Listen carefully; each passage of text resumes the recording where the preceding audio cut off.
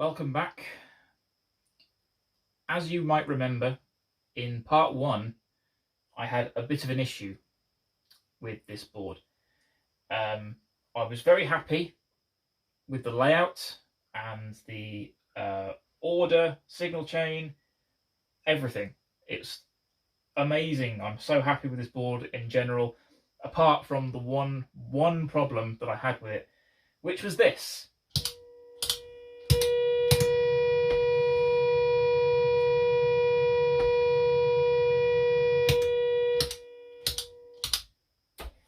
Any amount of gain brings that noise, and I don't like it. I did a little bit of playing around at the time when I was doing this board and I first encountered that problem, trying to solve the issue, trying to ascertain where it was coming from, and I just couldn't figure it out, and I basically ran out of time. I needed it for rehearsal, as you might remember from the end of that video. It performed really well. Obviously I had to keep turning off my gain pedals in between songs just to kill the noise. But apart from that, it performed really well. I was really happy with the sounds I was getting from it. Everything, I was happy with everything. So now I've got a bit of time on my hands again. I'm going to try and focus on sorting out these pedals, trying to figure out what's causing that annoying noise. I'm guessing it's electrical. It's got to be electrical, surely. There is a bit of daisy chaining going on. I don't think there are any analog pedals chained with digital pedals. I don't think. I can't really remember now. But I'm going to go through everything that I can think of, basically, systematically, just to try and figure out what is the problem. Obviously, the less I need to change about this board, the better. So I'm hoping I'm not going to have to mess with the layout or take any pedals off and replace them with anything else. I love everything as it is. It's pretty much just the power supply, I think, that is going to be the problem area, but again, we'll figure it out. First order of business, I think, is going to be the simplest thing to check, and that is the CS12 under the board. My original plan for powering everything here was this. If you can remember, in the first video I was talking about ordering this, and it didn't arrive in time, basically. So I had to go with the CS12 due to time, and no sooner as I had used this board for rehearsals, this arrived on my doorstep, and now I have the opportunity to try this instead of the CS12. I really don't think the CS12 is the problem, but yeah, the simplest thing to check is the power supply itself. I'm just going to unplug everything from that and plug it into this and see if that changes anything at all. So I'm going to try that now, and I'll be back in a second. Okay, so that didn't take too long. All of the outputs from the CS12 have been transferred over to the ISO 10AC Pro, and I've even got one left over. So yeah, so that's quite cool. I've got one extra output to use. That might help with daisy chaining later on. Okay, so all that's left to do now is turn on the amp and try turning on the drives.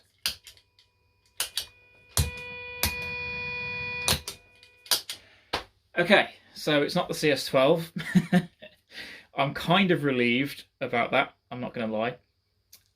So the next thing to do now is to try the layout of the wiring. So I'm going to review all of the daisy chaining that I've done.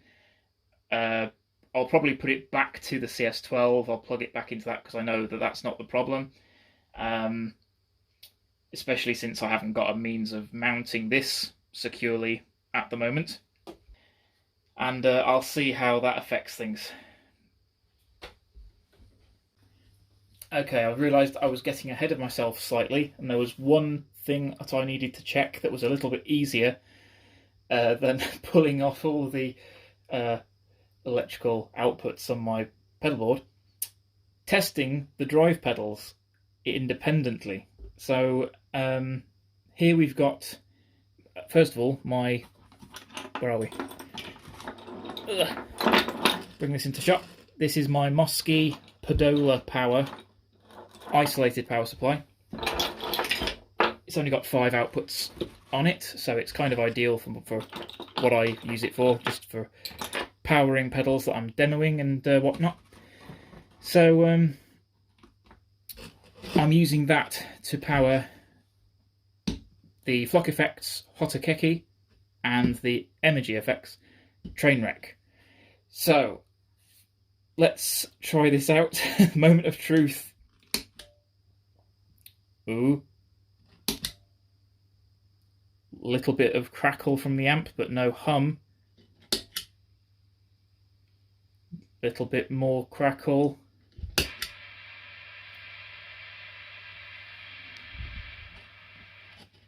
And I would say that's a normal amount of hiss from basically 2 overdrives, a distortion, and a boost.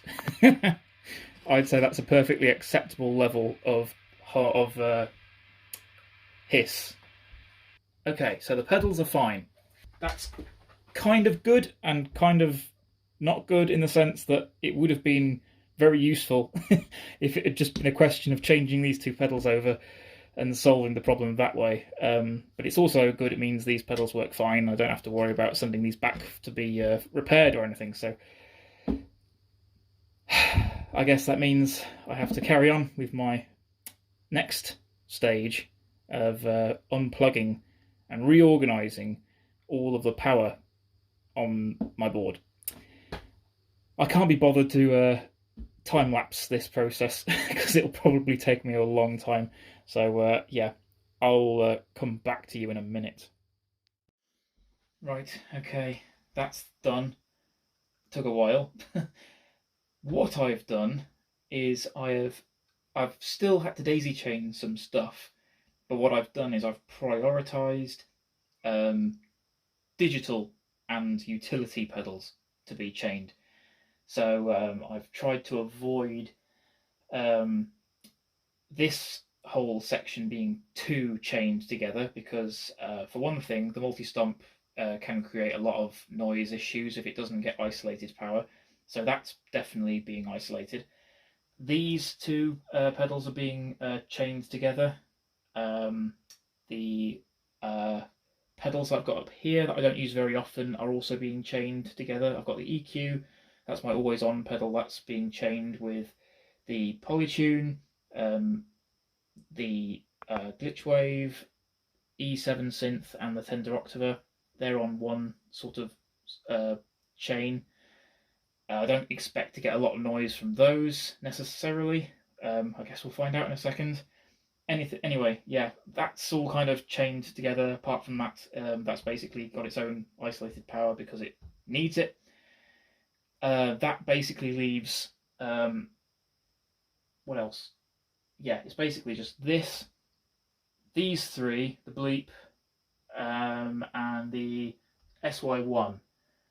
I think this as well, maybe. I think maybe the Electric Mistress as well. Also, basically all of those are being given isolated power. So, hopefully this sorts the problem out.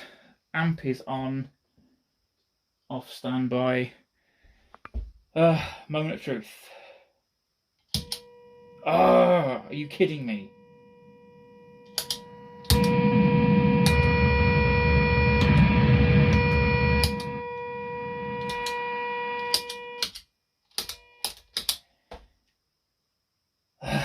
Okay, back to the drawing board then.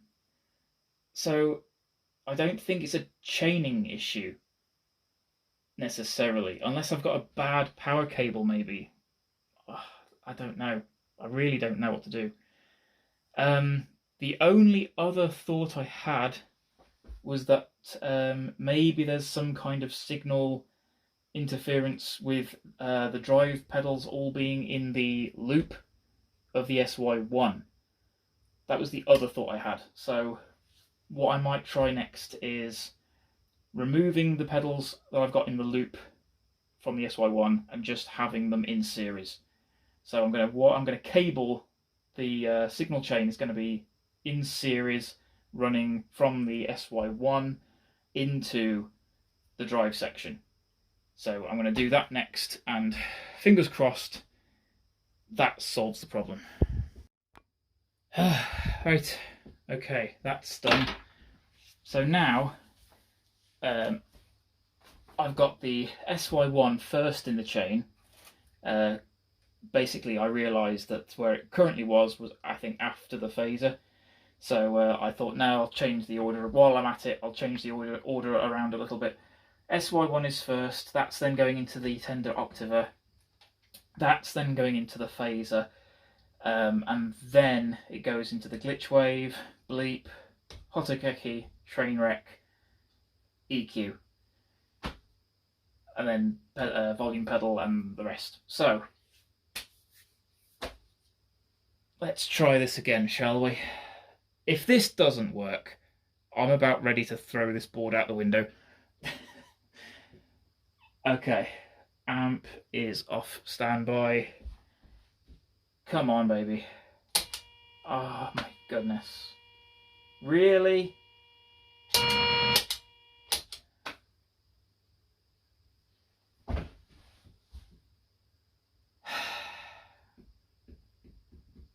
I have no clue what the hell is going on here. I really don't understand what it is. Is it one particular pedal maybe that's not happy? I don't know. I might try that next. I might try removing pedals from the chain and seeing if that clears anything up. That might be the next thing to do. See if there's one particular pedal, or maybe cable. Or maybe there's one cable in particular that's not happy in some way. I'm hoping it's that. If it's something like that, then that's great.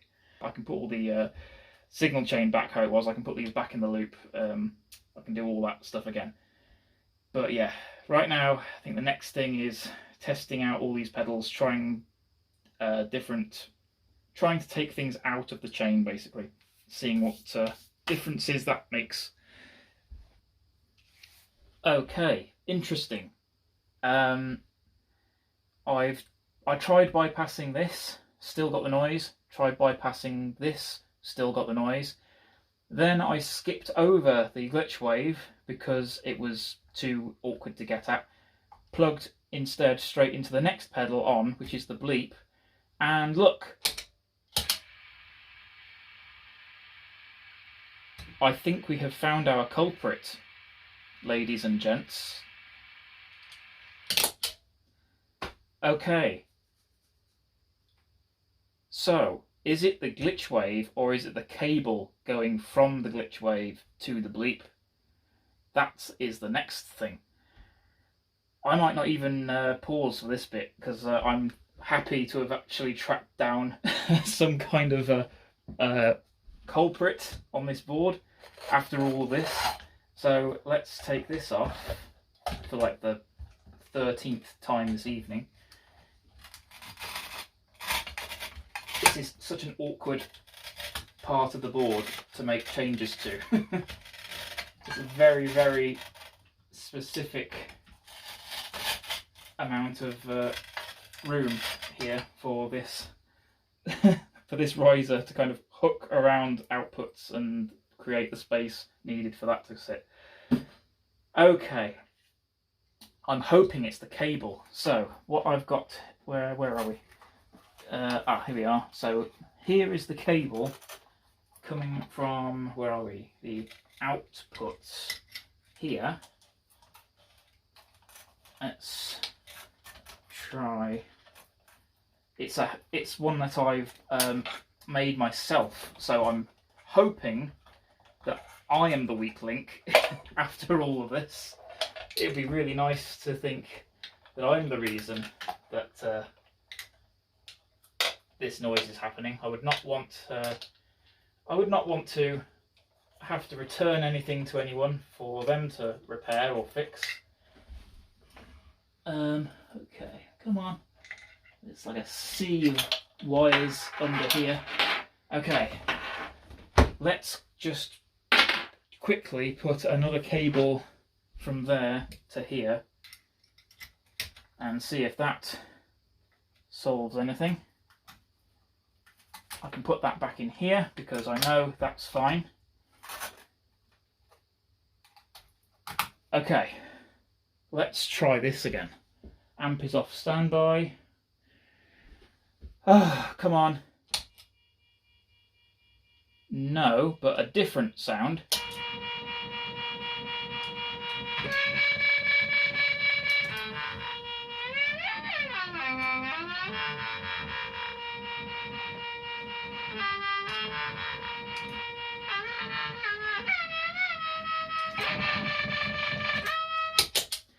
Right.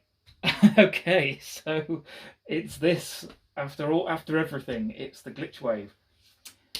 That sucks because I love this thing. I'm kind of relieved that I got to the bottom of what the problem was, though. So cable's okay. So that's something. After everything, it was this little guy. I guess it obviously is, I think, digital in some way, or it's got some kind of clock thing going on, but it's obviously not happy. But yeah, I really love this pedal, so that kind of sucks that I can't have this on here right now.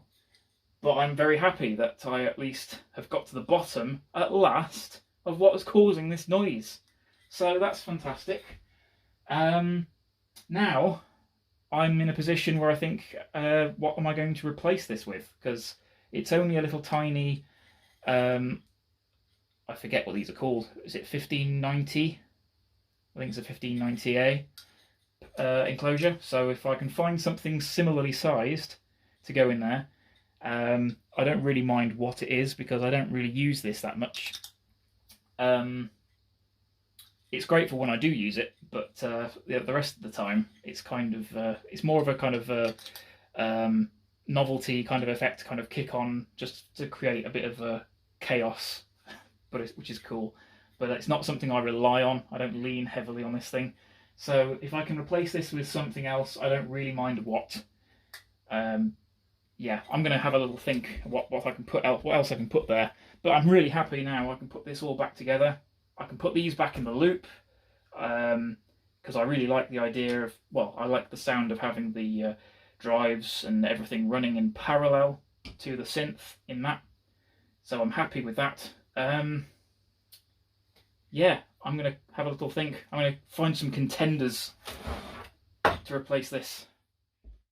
Right, so I've got a few of my smaller pedals here. These three will obviously definitely fit in that space. These are all my 1590B size pedals. Some are slightly taller than others, but they're all pretty much that kind of size. Shout out to Past Effects, especially for this one. I got sent this one only the other day. So yeah, this is very cool. I'm really looking forward to testing this out. Basically, if I get to replace that glitch wave with either this or this, for instance, or this even, actually, if I get to replace the glitch wave with the foot phaser or the electric mattress, I might be able to remove this or this because I've got phaser and flanger catered for on this board already by these pedals. So let's say I go with the new one, which I admit I'm leaning more towards at this point because this is basically, unless you're an idiot, you may have already realised, these are supposed to be emulating very similar sounds. So yeah, the Deluxe Electric Mistress clone I've got here, it's great. I love it to pieces. It's got a volume knob, which is fantastic. It's great. It's got top jacks, which makes it very useful for squeezing into tight spots. However, as you can see, it's in a slightly larger enclosure. This is a 125B, I believe. 5090A, I think, are these smaller ones, and then the 125B are the slightly bigger ones. These ones are all 125B. They have top jacks, so it obviously helps with fitting them on a board. They're already pretty small, but yeah, these are like a more of a next stage down. But then it's harder to squeeze top jacks onto them. As you can see here, there are top jacks on the Glitch Wave, but there's power input has to go on the side because there isn't the room on the top. So again, we come back to what to do here. The placement of the outputs on this pedal mean that I could very easily put this on here, because the power is here, input and output are there. Also, it requires 18 volts, which would free up an extra output on my CS12, and I could use one of the 18 volt outputs that I'm currently not using. So this would be the only 18 volt pedal on my board, and I'm thinking that would be the perfect choice at this time to go there. Look at that. Normally I hate putting pedals sideways on a board, but sometimes necessity calls. So yeah, you've got I'm kind of loving that, to be honest. I think that's kind of perfect. And then you've got, yeah, I don't really want to change the phaser out, because I really love, as much as I love the foot phaser, it's a little bit more subtle than this one. This one is kind of more of an extreme phaser, whereas this is a much more of a flavour thing. Like you can, it has some more extreme settings to it, obviously, but yeah, given the choice between the two, this one I think I'm leaning a little bit more towards. Sorry, Past Effects, I do like this, but I think the Berry Pedals one wins out on this particular shootout. To be fair, I will actually have a phaser shootout at some point with these two, and probably a couple of other phaser pedals if I can get my hands on some. But yeah, that'll be a future video. For now, yeah, I'm thinking the elastic I can't say it. Elastic mattress. Fantastic name, by the way. That's gonna have to go there, I think.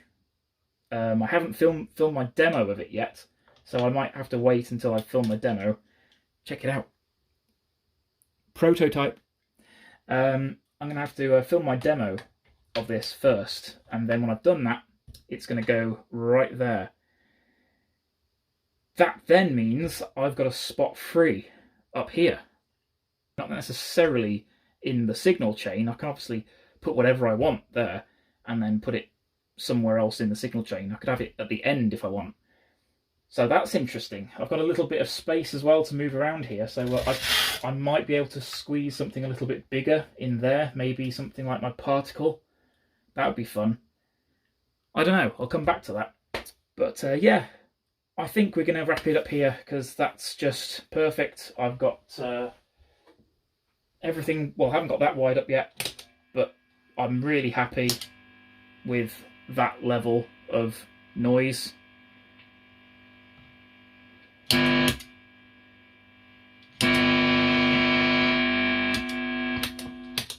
That's noisy, but it's acceptable for me, as long as there isn't that horrible hum. So that's gone. I'm really happy with that. I guess I'm going to have to do a part 3, or maybe an addendum to this video when I've finished wiring this all up. I'm not sure. I think I'll do this as a part 2, and then I might do a part 3 when I've finished wiring everything up together, figured out what I'm going to put in this position, cabled everything up, and then that will probably be it then. This can then be my complete, finished pedal board for rehearsals, gigging, etc. Thanks very much for watching. Thanks for sticking with me through all of this. And yeah, take care. I will see you in part 3. Bye!